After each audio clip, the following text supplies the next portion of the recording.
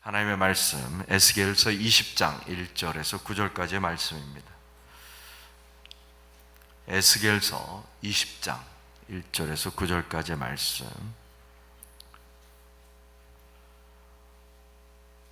에스겔서 20장 1절에서 9절까지의 말씀 찾으셨으면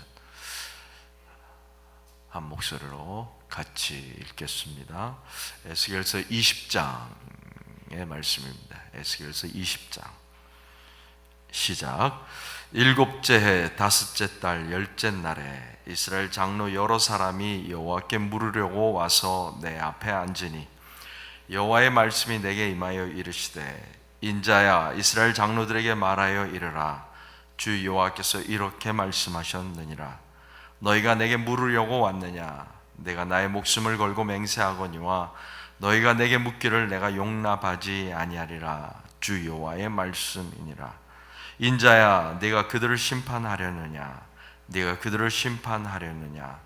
너는 그들에게 그들의 조상들의 가증한 일을 알게 하여 이르라. 주 여호와께서 이같이 말씀하셨느니라. 옛날에 내가 이스라엘을 택하고 야곱 집의 후예를 향하여 내 손을 들어 맹세하고 애굽 땅에서 그들에게 나타나 맹세하여 이르기를 나는 여호와 너희 하나님이라 하였노라.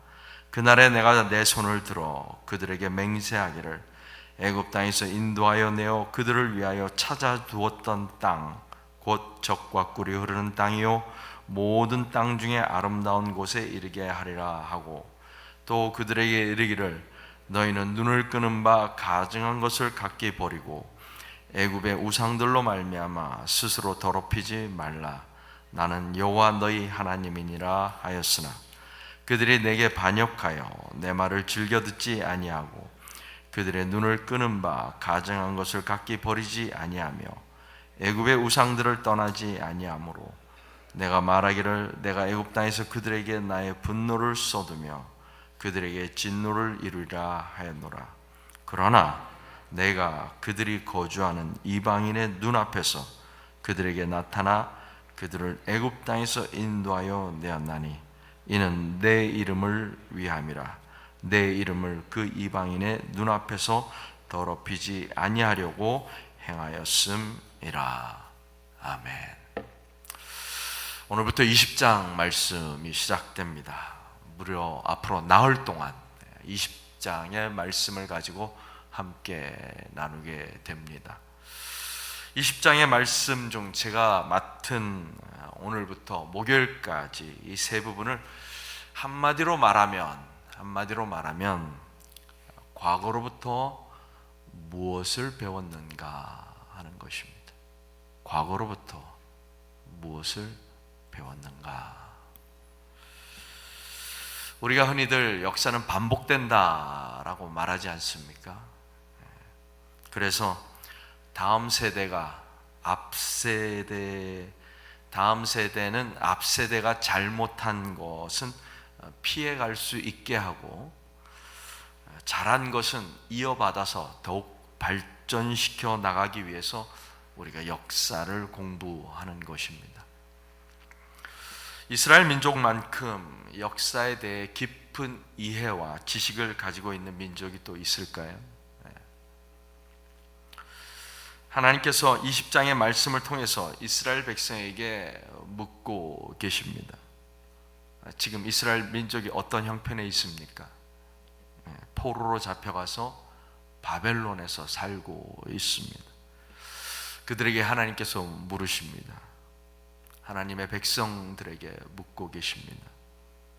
너희는 너희 조상의 실패로부터 무엇을 배웠는가? 너희는 너희 조상의 실패로부터 무엇을 배웠는가? 너희는 너희의 과거로부터 무엇을 배웠는가? 이것은 저와 여러분에게도 묻고 있는 하나님의 물음입니다. 오늘 본문의 시작은 지난 14장에 이어서 이스라엘 장로 여러 사람이 에스겔을 찾아옵니다. 이유가 무엇입니까? 여호와께 물으려고. 무엇을 물으려고 왔을까요? 우리가 정확히 알 수는 없지만 추측해 보면 무슨 질문을 했을까요? 이스라엘의 오래된 질문 중에 하나, 주께서 이스라엘 나라를 회복하심이 이때이니까 언제 주님께서 이스라엘을 회복하시겠습니까? 우리가 로마로부터 언제 해방되겠습니까? 언제 우리가 세상의 중심이 되겠습니까? 언제 선지자들의 예언이 이루어지고 메시아가 왕노릇하는 그 하나님의 나라는 언제 시작될까요? 예수님의 제자들은 부활하신 주님을 만나고서도 아직 주님의 길을 이해하지 못했습니다. 그리고 그들의 사명을 알지 못했습니다. 그래서 이런 질문을 한 것입니다. 주님께서 그들의 생각을 고쳐주십니다. 때와 시기는 아버지께서 자기 고난에 두셨으니 너희 알 바가 아니요. 그 다음에 무엇입니까? 너희는 세상 끝까지, 땅 끝까지 이르러 내 증인이 될 것이다. 될 것이다. 내가 증인이 되도록 열심히 노력하는 것이 아니라 하나님께서 그렇게 만들어 가시겠다는 것입니다. 오늘 본문에 등장하는 장로들도 비슷한 질문을 가지고 오지 않았을까요? 언제 우리가 바벨론으로부터 해방이 되겠습니까? 언제 우리가 예루살렘으로 돌아갈 수 있겠습니까? 언제 예레미야의 예언 70년 포로 생활이 끝나고 예루살렘으로 돌아갈 것이라는 그 예언이 이루어지겠습니까? 이런 질문을 가지고 오지 않았을까요? 어쨌든 하나님이 그들의 마음을 먼저 아시고 말씀하십니다. 너희가 내게 물으려 왔느냐? 묻는 것을 허락하지 않겠다. 예수님이 제자들을 대하는 방식과 조금 다르죠. 아주 매몰차게 하나님께서는 거절을 하십니다. 묻지 마라. 아무것도 묻지 마라. 너의 질문이 다 잘못됐다. 뭐 이 정도가 아니라 아예 입 밖에도 꺼내지 말라. 목요일에 우리가 다시 한번 언급하겠지만 사실 이 말씀은 하나님께서 묻고 계시는 것입니다. 너희는 너희 조상의 실패로부터 무엇을 배웠느냐? 너희는 너희 과거로부터 무엇을 배웠느냐? 이 질문을 다시 하고 계시는 것입니다.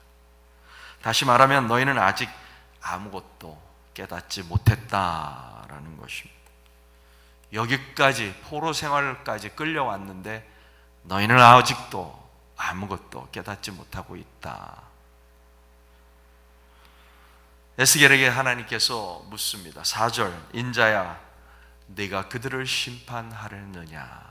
네가 그들을 심판하려느냐? 두 번을 연속해서 물어보십니다. 이 말은 사실은 이렇게 약간 바꿔서 해석하면 좀 쉽습니다. 에스겔아, 포로 생활에서 아무것도 깨닫지 못하는 그리고 아무것도 배우지 못하고 있는 이 사람들을 이제 심판해야 하지 않겠느냐, 이 사람들을 그냥 놔두어도 되겠느냐라고 묻고 계시는 것입니다. 그리고 나서 조상들의 죄악을 말씀하십니다. 5절, 애굽 땅에서부터 하나님께서 이스라엘과 맺은 언약을 말씀하십니다. 그러면서 하시는 말씀이 나는 여호와 너의 하나님이다 라고 말씀하십니다. 이 말씀은 특별히 구약 성경에 많이 언급되는 말씀입니다. 출애굽기와 신명기와 에스겔서 그리고 레위기에도 많이 언급되는 이 말은 먼저는 하나님께서 지키시고 보호하시겠다라는 말입니다. 나는 여호와 너의 하나님이다. 너의 하나님이다. 애굽에서 건져내시고 광야에서 가나안 족속들로부터 지켜주시겠다라는 약속입니다. 너희는 두려워하지 말고 가만히 서서 여호와께서 오늘 너희를 위하여 행하시는 구원을 보라. 하나님께서 홍해 앞에서 이스라엘 백성에게 하신 말씀입니다. 이 말씀은 또한 두 번째 필요한 것을 공급하시겠다라는 것입니다. 나는 여호와여 너희 하나님이다. 이 말은 광야에 너희를 그냥 버려두지 않겠다라는 말씀입니다. 애굽의 종살이에 그냥 놔두지 않겠다는 말씀입니다. 목마름과 배고픔과 두려움과 외로움 가운데 홀로 두지 않겠다라는 하나님의 말씀입니다. 약속입니다. 내가 사망의 음침한 골짜기를 다닐지라도 해를 두려워하지 않을 것은 주께서 나와 함께 하심이라. 주의 지팡이와 막대기가 나를 안위하시나이다. 나는 여호와여 너의 하나님이다 라는 말씀의 세 번째는 내가 인도하겠다라는 것입니다. 광야에서 길을 잃지 않도록 불기둥과 구름기둥으로 그리고 선지자를 보내어 너희를 가나안으로 이끌어 가겠다라는 말씀입니다. 심지어 예수께서는 이 말씀을 가지고 내가 곧 길이다 라고 말씀하십니다. 한마디로 말하면 내가 너를 책임지겠다. 나는 여호와여 너의 하나님이다. 내가 너를 책임지겠다. 그래서 주님께서 하시는 말씀이 무엇입니까? 너희는 나의 백성이 되고 나는 너희의 하나님이 되고, 하나님의 왕국에서 하나님의 법을 따르고 하나님께 순종하면 하나님께서 보호하시고 공급하시고 인도하시고 책임지시겠다라는 말씀이 이 말에 담겨 있는 것입니다. 그래서 하나님께서 애굽에 있던 이스라엘 백성에게 약속한 것이 무엇입니까? 6절, 첫째, 애굽에서 인도하여 내고, 둘째, 하나님께서 그들을 위하여 찾아두었던 땅, 바로 젖과 꿀이 흐르는 땅, 모든 땅 중에서 아름다운 곳에 이르게 하겠다. 하나님께서 찾아주신 땅, 하나님께서 예비하신 땅, 내가 찾지 않고 내가 구하지 않고 내가 모르던 땅, 내가 짓지 않은 집, 그 집에서 살게 해주겠다라는 하나님의 약속입니다. 그러므로 너희는 어떻게 하라? 7절, 가증한 것을 버리고 그 다음에 애굽의 우상들을 섬기지 마라. 왜? 나는 너의 하나님, 너희는 나의 백성이기 때문이다. 그래서 그런데 8절, 이스라엘 백성은 어떻게 반응합니까? 애굽에 살던 이스라엘 백성이 하나님의 말씀을 들었습니까? 듣지 않았습니까? 8절에 보니까 오히려 반역합니다. 반역. 순종하지 않고 가증한 것을 버리지 않고 애굽의 우상들을 떠나지 않습니다. 그래서 어떻게 됩니까? 하나님께서 애굽 땅에서 이스라엘 백성들에게 하나님의 분노와 진노를 쏟아내겠다고 약속하십니다. 그래서 이스라엘이 하나님의 분노 가운데, 하나님의 진노 가운데 이 지구상에서 사라졌습니까? 9절, 그럼에도 불구하고 그러나 하나님께서는 이스라엘 백성을 애굽에서 인도하여 내셨습니다. 이방인들 앞에서 큰 일을 행하셔서 이스라엘을 구원하셨습니다. 왜 하나님께서 이렇게 하셨습니까? 내 이름을 위하여, 내 이름을 위하여, 하나님의 이름을 위하여. 하나님의 이름은 그 이름 자체뿐만 아니라 하나님의 성품과 행위와 그 모든 것을 포함하는 것입니다. 그래서 성경에서는 자주 이 말씀을 인용합니다. 내 영혼을 소생시키시고 자기 이름을 위하여, 자기 이름을 위하여 의의 길로 인도하시는도다. 우리를 구원하시는 하나님, 우리를 건져내시는 하나님. 또 다른 성경에서는 여호와여 나의 죄악이 크오니 주의 이름으로 말미암아 나를 사하소서, 용서하시는 하나님. 또 내가 너를 세웠으면 나의 능력을 내게 보이고 내 이름이 온 천하에 전파되게 하려 함이라. 누구에게 하시는 말씀 같습니까? 내가 너를 세웠으면 나의 능력을 내게 보이고 내 이름이 온 천하에 전파되게 하려 합니다. 애굽 왕 바로에게 하신 말씀입니다. 내 이름이 온 천하에 전파되게 세우시는 하나님, 영광을 드러내시는 하나님. 또 내 이름을 위하여 내가 노하기를 더디할 것이며 내 영광을 위하여 내가 참고 너를 멸절하지 아니하리라. 내 이름을 위하여 심판을 연기하시는 하나님. 여러 나라 가운데 더럽혀진 그 이름, 너희가 그들 가운데서 더럽힌 나의 큰 이름을 내가 거룩하게 할지라. 거룩하게 하시는 하나님, 정결하게 하시는 하나님. 신약 성경에 보면 예수님께서도 말씀하십니다. 누구든지 내 이름으로 이런 어린아이 하나를 영접하면, 두세 사람이 내 이름으로 모인 그곳에는 뿐만 아니라 사도들도 예수의 이름을 힘입어 예수의 이름을 선포하는 것입니다. 하나님께서 늘 그렇듯이 거룩하지 않은 백성, 순종하지 않은 백성, 하나님을 알지도 못하고 찾지도 아니하는 백성들을 애굽에서 인도하여 내셨습니다. 왜냐하면 하나님의 이름 때문에, 하나님의 이름 때문에. 구원은 우리 손에 달려있지 않습니다. 오직 하나님의 은혜로 이루어지는 것입니다. 그분의 이름 때문에, 하나님의 이름 때문에, 하나님께서 하신 약속 때문에, 나는 여호와 너희 하나님이라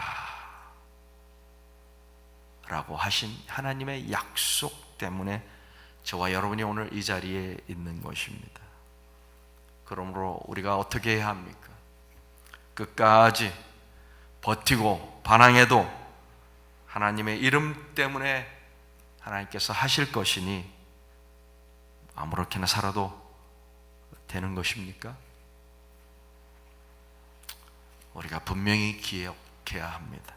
자기 이름을 위하여 애굽에서 건져내신 백성을 아낌없이 바벨론에게 내어주셨다는 사실을 우리는 기억해야 합니다. 바울도 경고합니다. 하나님이 원가지들도 아끼지 아니하셨은즉 너도 아끼지 아니하시리라. 오늘 에스겔을 찾아온 장로들에게 하나님께서 원하시는 것이 무엇입니까? 가증한 것과 온갖 우상으로부터 먼저 돌아서는 것입니다. 애굽에 있던 조상들의 실패를 반복하지 않는 것입니다. 과거로부터 배우는 것입니다. 이 말씀을 듣는 우리에게도 하나님은 동일하게 말씀하고 계십니다. 기도하겠습니다.